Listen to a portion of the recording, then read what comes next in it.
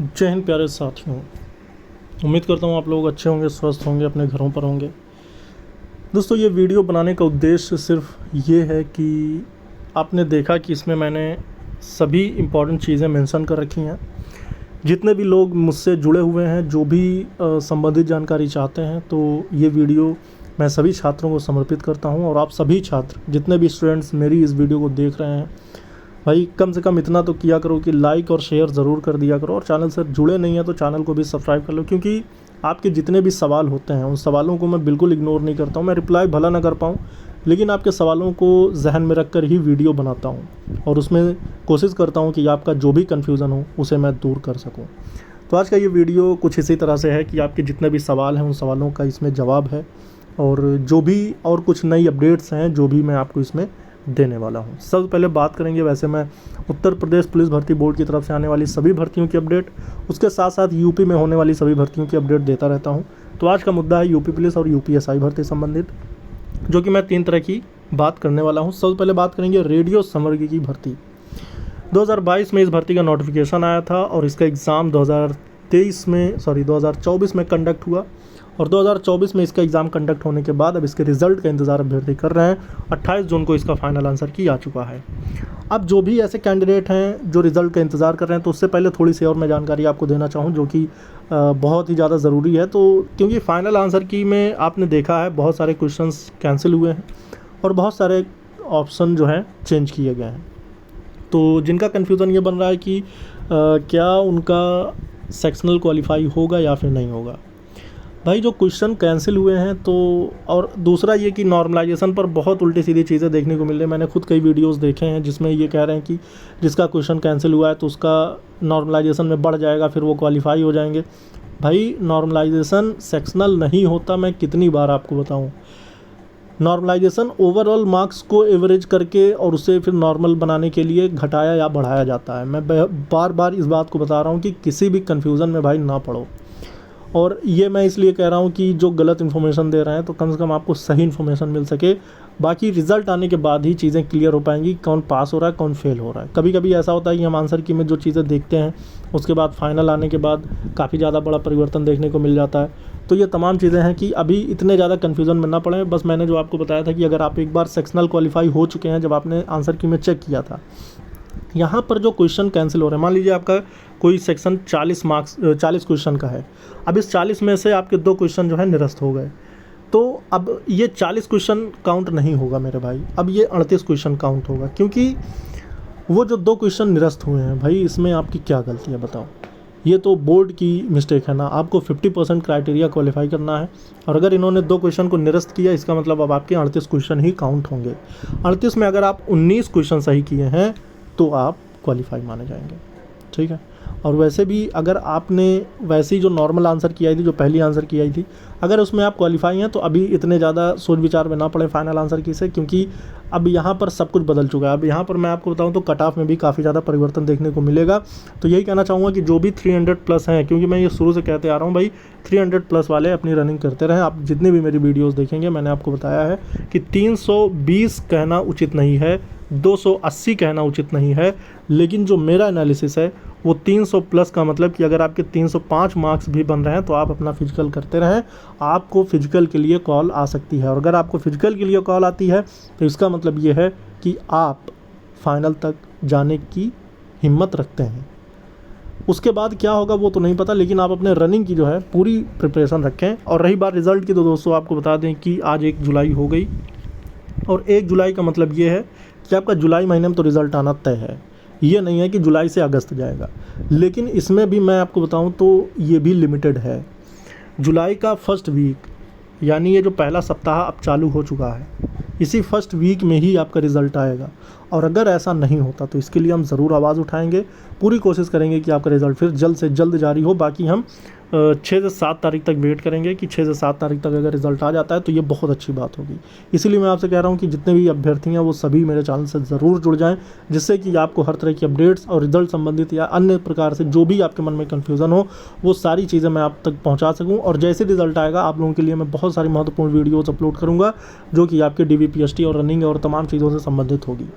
Next बढ़ते हैं आगे की तरफ। तो यूपी पुलिस री एग्ज़ाम, दोस्तों आपको बता दें कि एग्ज़ाम को लेकर जितने भी अभ्यर्थी कोशिश में लगे हुए हैं और प्रयास कर रहे हैं कि उनका एग्ज़ाम कब होने वाला है, या फिर होगा भी या नहीं होगा, या फिर कब होने वाला, तो मैं आपको बता दूं कि इस बार बहुत सारे परिवर्तन किए जा रहे हैं।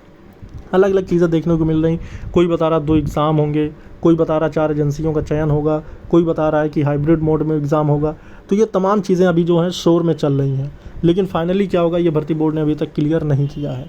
तो यहाँ पर मैं आपको बता दूं कि सबसे पहले तो एजेंसी का चयन होगा, वाकई जो कि 4 एजेंसियों का चयन होना है, ये सच है कि इस बार 4 एजेंसियों का चयन होगा।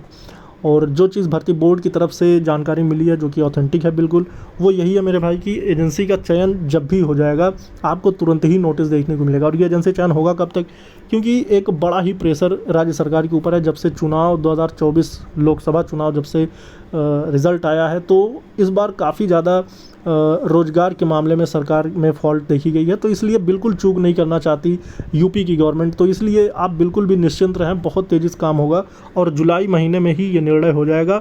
और आपका मैं अगर एग्ज़ाम की बात कर लूँ मेरे भाई, तो अगस्त महीने से अगर ऊपर गया तो आपको वैसा ही धरना प्रदर्शन देखने को मिलेगा जैसा धरना प्रदर्शन देखने को मिला था एग्ज़ाम को कैंसिल कराने में। तो अब ये है कि जुलाई महीने में क्या कोशिशें हैं सरकार की और भर्ती बोर्ड की, क्योंकि जिस तरह से ज़िलेवार हर चीज़ की तैयारी चल रही है, सेंटर्स की अपडेट मांगी जा रही है और इस बार सारे ही सरकारी स्कूल को ही चिन्हित किया जा रहा है कि उन्हें सिर्फ सेंटर्स बनाया जाए। तो तमाम चीज़ें जो है बहुत तेज़ी से चल रही हैं, लेकिन इसमें अगर कहीं भी फॉल्ट देखने को मिलती है, यानी कि लेट या विलम्ब बहुत ज़्यादा लंबा खिंचता है, जुलाई में अगर चीज़ें क्लियर नहीं हो पाती और अगस्त में अगर आपका एग्ज़ाम कंडक्ट नहीं होता, तो एक बड़े पैमाने पर आपको धरना प्रदर्शन करना पड़ेगा। इसीलिए मैं कह रहा हूँ कि आप जितने भी ऐसे कैंडिडेट हैं जो यूपी पुलिस री एग्ज़ाम की तैयारी में लगे हुए हैं, वो इस चैनल को ज़रूर सब्सक्राइब कर लें, क्योंकि यहाँ पर आपको वो तमाम चीज़ें जानकारियाँ तो दी ही जाएंगी, लेकिन इसके साथ साथ वो रणनीति भी आपको आपसे साझा की जाएगी जिसमें कि आपको भाग लेना है। और एकता में ही शक्ति है, ये आपने देखा था री एग्ज़ाम करवाने में। तो फिलहाल ये कहना चाहूँगा कि अगस्त माह आपके लिए बिल्कुल लास्ट माह है। इसके आगे अगर ये अगस्त में नहीं संभव हुआ तो इसके बाद आपको एक संघर्ष देखना पड़ेगा, जो कि एक प्रदेश लेवल पे बहुत बड़ा होने वाला है। अब उसके बाद यूपीएसआई और यूपी पीएससी और UP jail warder, UP fireman, ये तमाम जो नई वैकेंसियां हैं, इसका लेकर जो भी अभ्यर्थी इंतज़ार में हैं उनसे मैं यही कहना चाहूँगा कि भाई मेरे देखो, अभी सामने भर्ती बोर्ड के ये भर्ती, क्योंकि मैं जो भी बात बताऊँगा वो बिल्कुल सही और सटीक बताऊँगा, किसी प्रकार से मैं बहकावे या आपको लुभाने की कोशिश नहीं करूंगा। भर्ती बोर्ड के सामने सबसे बड़ा चैलेंज है रेडियो समरी की भर्ती। ये चैलेंज नहीं है, फिलहाल ये भर्ती को क्लियर करना है और बहुत बड़ी भर्ती भी नहीं है। तो पहला स्टेप जो है भर्ती बोर्ड का, जो प्रायोरिटी की बात करें तो पहली प्रायोरिटी जो है वो रेडियो समरी की भर्ती का है। सेकेंड पे आता है आपका यूपी पुलिस 2024, जो कि 60,244 पदों की जो भर्ती है वो है। उसके बाद थर्ड नंबर पे आती है यूपीएसआई, यूपी पीएससी और यूपी जेल वार्डर फायरमैन की ये भर्तियाँ। अब ये क्या इन तीनों भर्तियों को एक साथ निकालता है, या फिर ये दोनों भर्तियां एक साथ आती हैं, या फिर ये अकेले, या क्या है सिस्टम, इस संबंध में तो अभी कोई अपडेट नहीं है। लेकिन आपको मैं एक बात बता दूं मेरे भाई कि एजेंसी का चयन जो कि खासकर इसके लिए अभी किया जा रहा है, इसके पहले जो एजेंसी का चयन हुआ था एजू टेस्ट, आपको पता है कि उसी के पास सारा टेंडर था, उसी ने रेडियो समर का एग्ज़ाम भी कंडक्ट करवाया था, उसी ने उसको ही टेंडर मिला था यूपी पुलिस कांस्टेबल का, लेकिन परीक्षा रद्द हुई तो इसे बैन कर दिया गया। बाकी इसी को जो टेंडर मिला था वो यूपीएसआई का भी मिला था और अन्य भर्तियों का भी मिला था, लेकिन एजू टेस्ट को बैन कर दिया गया। अब नई एजेंसियों का चयन होगा और एजेंसियों की संख्या काफ़ी ज़्यादा है, तो जो भी पॉसिबिलिटीज़ लगेगी भर्ती बोर्ड को तो उसके अकॉर्डिंग वो नोटिफिकेशन जारी करेगा। लेकिन इस संबंध में जो भी अभ्यर्थी सवाल करना चाहते थे तो मैं उनसे यही कहना चाहूँगा कि मेरे भाई देखो, जो भी अपडेट्स होती है मैं पूरी कोशिश करता हूँ कि मैं सही जानकारी आप तक पहुँचाने की कोशिश करूँ, लेकिन यहाँ पर जो सबसे बड़ा मामला फंसा हुआ है वो है आपके सामने यूपी पुलिस कांस्टेबल भर्ती, क्योंकि एजेंसी का चयन तो इसी भर्ती के लिए किया जा रहा है, लेकिन नज़र में इन भर्तियों को भी भर्ती बोर्ड ज़रूर रखता है, क्योंकि हर भर्ती के लिए अलग एजेंसी का चयन तो बिल्कुल नहीं करेगा।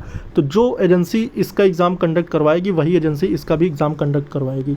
तो अगर इसका एग्ज़ाम कंडक्ट होने में विलम्ब होता है तो इसका मतलब ये भर्तियां भी विलम्ब होंगी। अगर इस भर्ती के लिए जल्दी एजेंसी का चयन कर लिया जाता है और इस संबंध में कोई अच्छी या पॉजिटिव खबर देखने को मिल जाती है तो इसका मतलब ये कि इसका भी काम तेज़ी से शुरू हो जाएगा। तो इस संबंध में जो भी अपडेट होगी भाई मेरे, मैं भर्ती बोर्ड से पूरी तरह से कोशिश में लगा हुआ हूँ कि जो भी मुझे अपडेट मिल पाए मैं सबसे पहले अपने चैनल के माध्यम से अपने साथियों तक पहुँचा सकूँ, क्योंकि आप लोग एक उम्मीद से जुड़े हैं और मैं चाहता हूँ कि आपको मैं सही जानकारी हमेशा ही प्रोवाइड कराऊँ।